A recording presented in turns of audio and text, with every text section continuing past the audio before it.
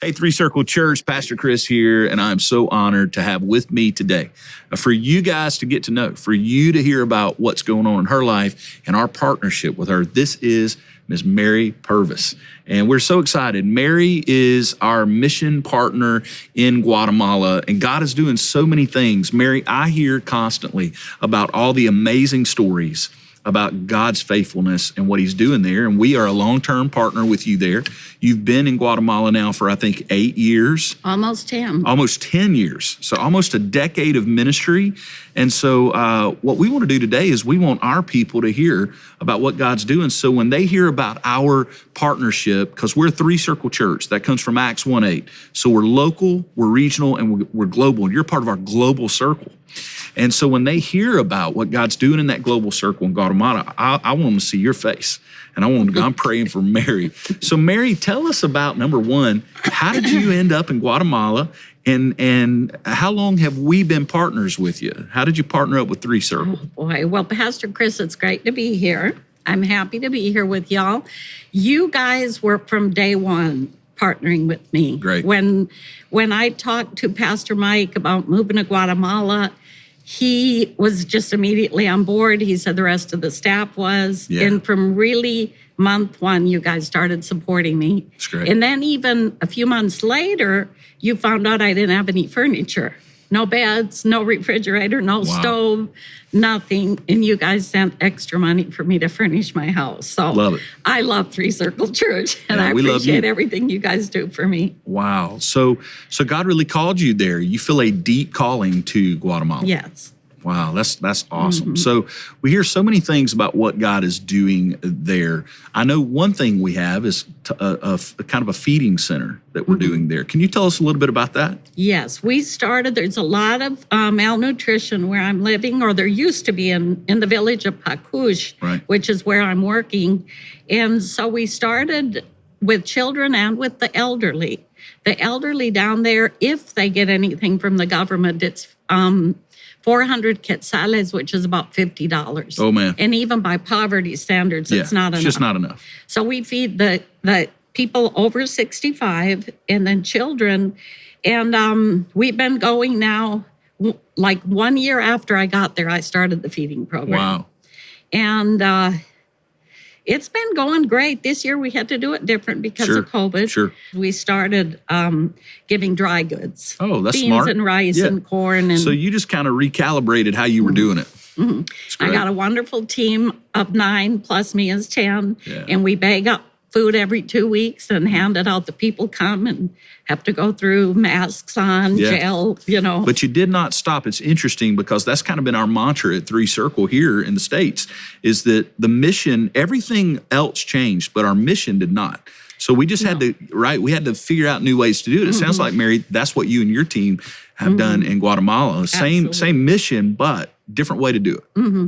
That's great. Yeah. How many people do you feed, do you think, on a weekly basis, Mary? Well, the grandparents, there's about 65 of them. And children, there's about 80. Wow. And there's always some hanging on outside looking in. And a lot of times we'll come on in. It's phenomenal. So it just lights me up to hear that you're one of our partners. And by extension, all of us together, 3Circle Church, are a part of what Mary just described. Absolutely. So not only feeding center, one thing I'm really pumped about, because I have a huge heart for the next generation. You have a ministry, you guys have a ministry to youth, to kids and students and young people. And what's the name of the town? Pacush. I couldn't get it right. So in this town of Pacush, which was a really tough area, you guys have infiltrated that area with the light of the gospel. Tell us a little bit about what God's doing through that ministry. When I moved there in 2011, it was gang infested, a lot of drugs. They even had one of those arms, they close the road at night so that cars can't come in. Wow. And the men of the village took turns at night patrolling with ski masks on and guns so that nobody could be out after 8. They had an 8 p.m. curfew because it was so dangerous. Yeah. And it was normal for murders to happen. This is a village of only 1,200 people. It's a small village. And then, Rudy, Yes. lived with me for 4 years. Right. And then he lived with Mike and Sally Meganson in Costa Rica for a year. And when he came back, he wanted to try living with his mother. Right. He said, let me try it. We were not for it, but we had to let him do that. And he was shot and killed. That's right. So while sad. laying in bed watching TV. And our church we have prayed for you. We've prayed for Mike and Sally, and we grieved over that loss. Yeah, it's still hard to talk about Rudy. Oh, yeah.